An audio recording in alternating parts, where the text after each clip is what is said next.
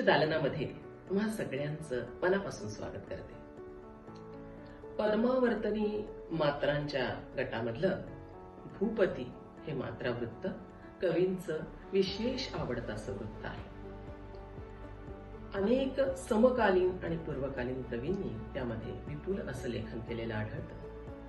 भूपती ह्या वृत्ताच्या एकूण मात्रा संख्या आणि खंड जे आहेत ते 2 + 8 + 8 + 4 असं एकूण 22 मात्रा संख्या असणारे हे वृत्त आहे. आज आपण जे वृत्त बघणार आहोत त्याचं नाव आहे लीलारती. आणि गंमत म्हणजे भूपती वृत्तासारखेच याचे खंड आहेत, फक्त शेवटच्या खंडामध्ये एक मात्रा कमी आहे. म्हणजे 2 + 8 + 8 + 3 असं एकूण 21 मात्रा संख्या असणारं हे वृत्त आहे. एका मात्रेच्या फरकामुळे लयीमधली एक वेगळी अनुभूती आपल्याला मिळते. लयीची हीच तर खरी गंमत आहे. अशी लय समजून घेऊन वृत्तबद्ध कविता वाचणं, त्या लिहिणं, त्याचा आनंद घेणं हे खूप सगळं आनंदाचं काम आहे. आणि एक त्याच्यामधलं म्हणजे शेवटचा जो 3 मात्रांचा जो खंड आहे त्यातला पहिला स्वर हा लघु असला पाहिजे. हा आणखीन एक छोटासा त्याच्यामधला नियम आहे. तर माझी लीलारती वृत्तातली कविता सादर करते.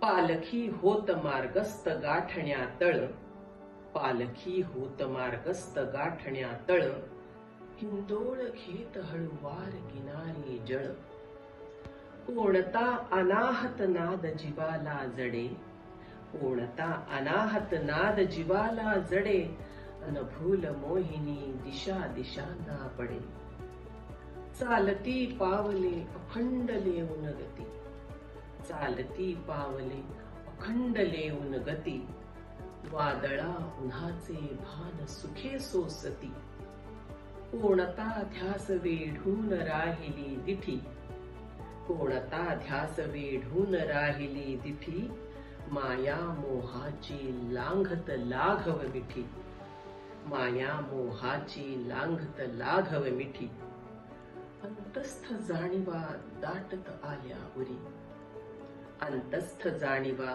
दाटत आल्या उरी, वेदना निवळल्या झाल्या जणू भरजरी, वेदना निवळल्या झाल्या जणू भरजरी, सुख दुःखाच्या एकेरी झाल्या मिती, सुख दुःखाच्या एकेरी झाल्या मिती, जडभार वितळले मुक्त होत चौकटी, जडभार वितळले मुक्त होत चौकटी.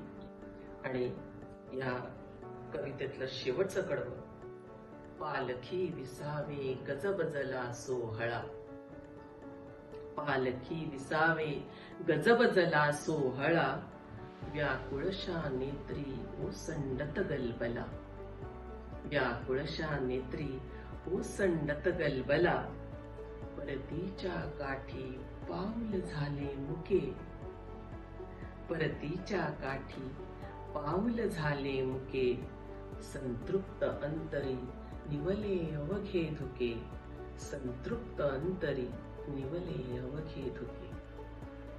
तर ही लीलारती वृत्तातली माझी रचना होती.